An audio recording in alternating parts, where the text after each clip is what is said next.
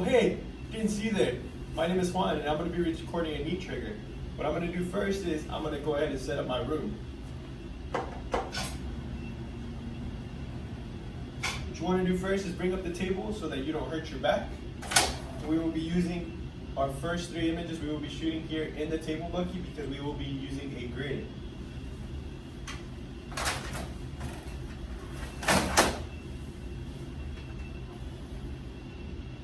Now that our cassette is inside the grid, we will lower our table so that it can be ready for when our patient comes in.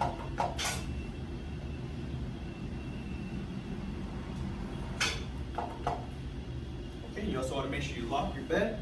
Now we're ready to call our patient. Oscar? Hello, how are you? Good, how are you? Good. Oscar, can I have your last name, please? Monzo? Perfect. Your date of birth? 11/09/85? Perfect. Any way you could be pregnant? No, not at all. Okay, perfect. I'm going to go ahead and have you come here on the table.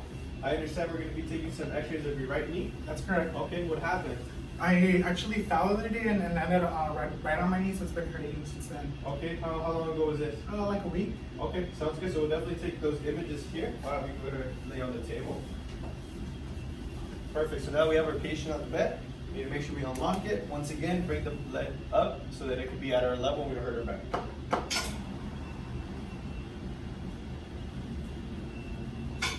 The next thing we want to do, we want to go ahead and detent our tube to the table.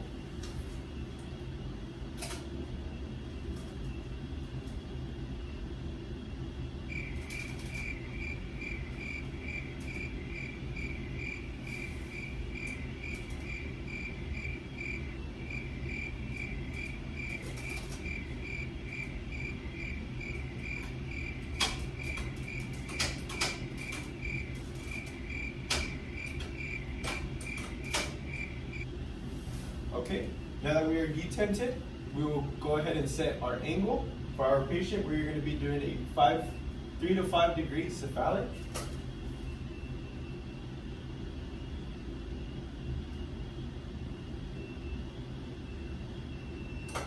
Once we've set our angle, now we need to go ahead and line up our tube with our bucky.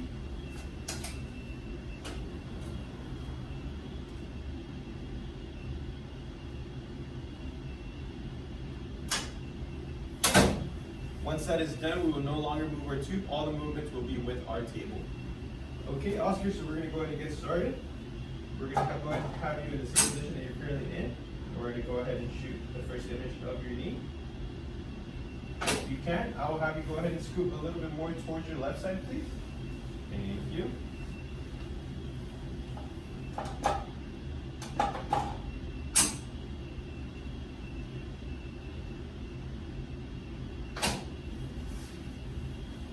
Okay, and here we will be centering half an inch below the base of the apex, below the apex of the patella. And we also need to make sure that we collimate down to a 10 by 12. We only need to see that joint space of the knee.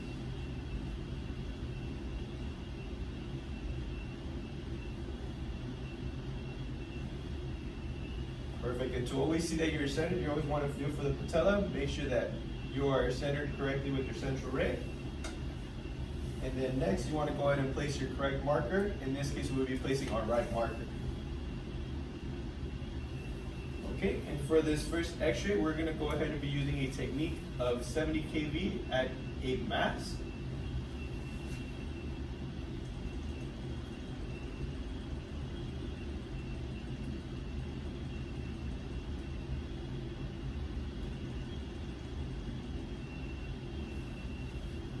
Okay, perfect. Before we shoot our x-ray, it's very important that we never forget to shoot our patients.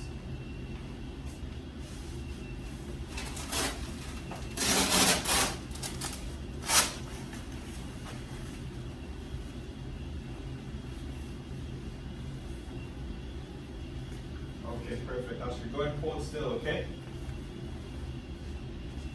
X-ray. Okay. For our next x-ray, we will remain with the same tube angle and same technique, but we will be rotating our patient's knee medially. Okay, Oscar, what I'm going to have you do now, I'm going to have you go ahead and turn your leg in, please. Perfect. You want to turn your leg in of about 45 degrees, and to make sure that the patient is also rotating their knee, you can feel for the patella, make sure that it is medially rotated.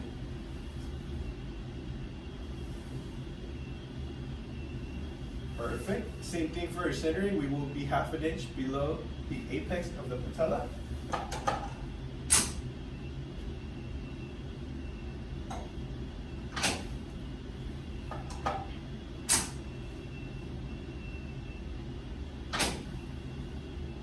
Okay, and now we're ready to shoot our next image.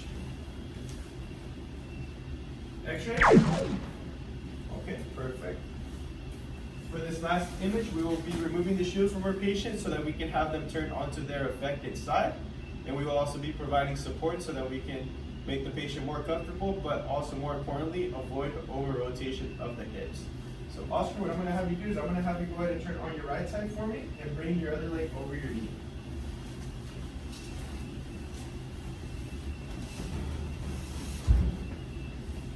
And I'm going to go ahead and give you some support here for this, so you can go ahead and rest out on neck. Perfect. I'm going to give you your shield right back.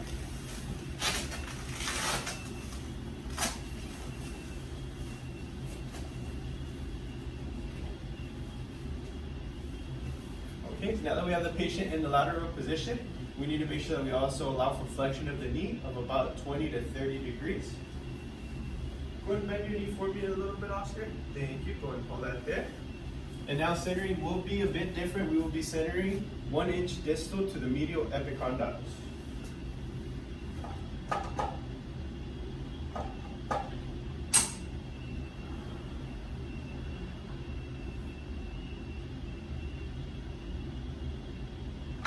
Perfect, and with this, our angle and technique will also remain the same.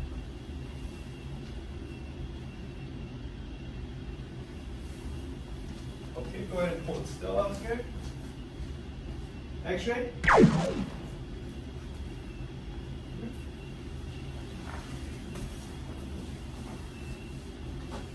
Okay, and for our next two images, we will be getting our plate out of the bucket because these will be in tabletop. Okay, Oscar, so I'm going to have you go ahead and lay on your back, please. Thank you. How are you doing? I'm good. Okay. We're going to be taking two more images, okay? Okay.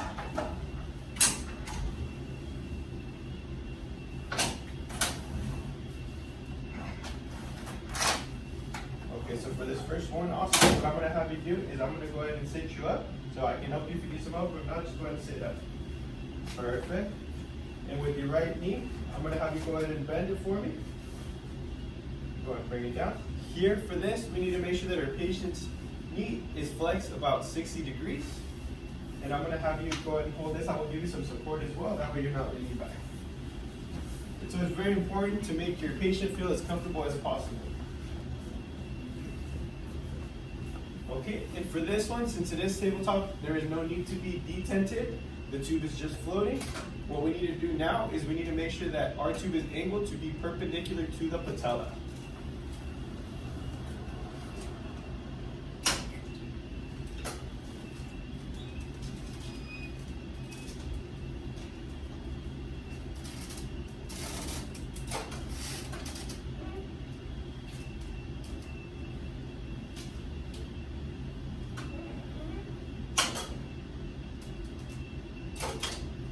Once we have this, we also need to make sure that we are collimating, since we are only interested in the patella.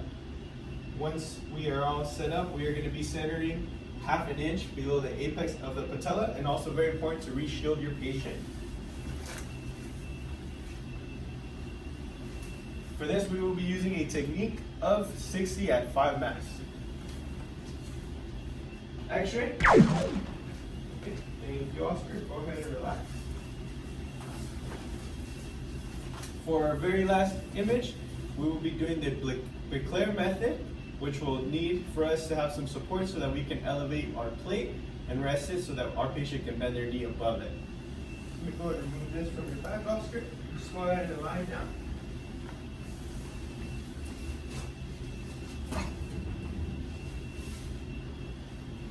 Okay, Oscar, can I have you go ahead and bend your right knee, please?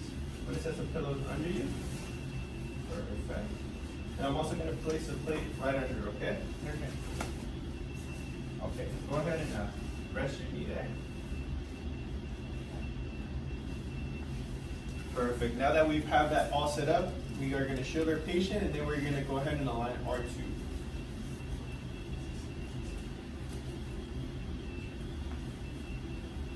Okay, perfect. Now we are going to be centering as well, 1/2 inch below the apex of the patella. This image will be showing us the intercondylar fossa.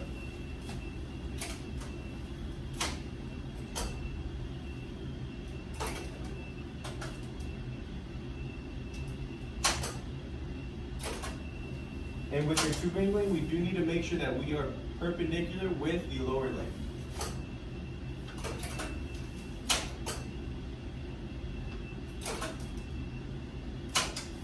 Once we have that all set up, we will be using the exact same technique of 60 kV at 5 max. Okay. X-ray. Okay, Oscar, we are all finished. Let me just go ahead and get this all out of the way. And now I'm going to go ahead and bring your bed down.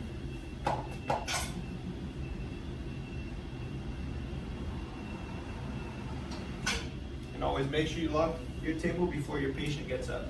Okay, I can help you get up, Oscar. Okay, perfect. Thank you so much.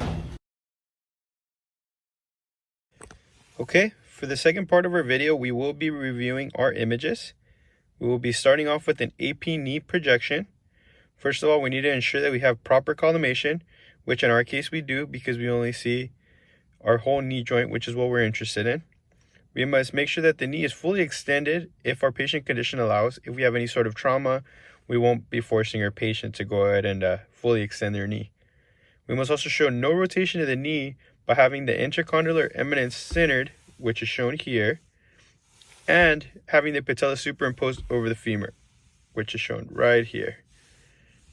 We must also show slight superimposition of the fibular head to the tibia, shown right here. And we must also see the open femorotibial joint, which is shown here. We'll be moving on to our next image, which is our AP oblique knee with medial rotation. Once again, collimation is key to reducing patient dose. We must see the tibia and the fibula separated at their proximal articulations, which we see here. We must be able to see the posterior tibia, both tibial plateaus, and the lateral condyles of the tibia and femur, which is demonstrated here. So we see the plateaus, and we see our condyles for the femur and the tibia, and the open knee joint once again, we show here. Moving on to our lateral projection of the knee. Again, very important to ensure we have proper collimation. We need to see that our patient's knee is flexed 20 to 30 degrees to place the knee into a true lateral position, which is shown here. We also need to see the femoral condyle superimposed as seen here. The patella is in profile, all free of superimposition. We need to see that the fibular head and the tibia are slightly superimposed, shown here. And we need the open patellofemoral joint space and open joint space between the femoral condyles and tibia, which is seen here.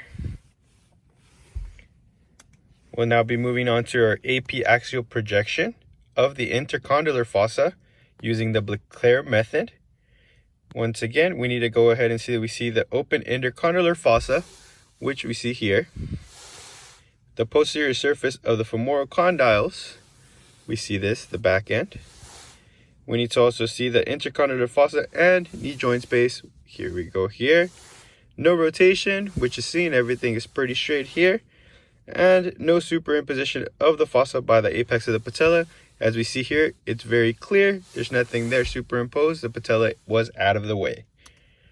And finally, we will go over a tangential projection of the patella using the Settegast method, also known as sunrise. First of all, once again, evidence of proper collimation. When you see that the knee is in profile, no superimposition there. Must see the femoral condyles and the intercondylar sulcus. So we've got our condyles here. And we need to see the open patellofemoral articulation, which is demonstrated here. So based on our observations and images we were able to capture, everything has come out perfect.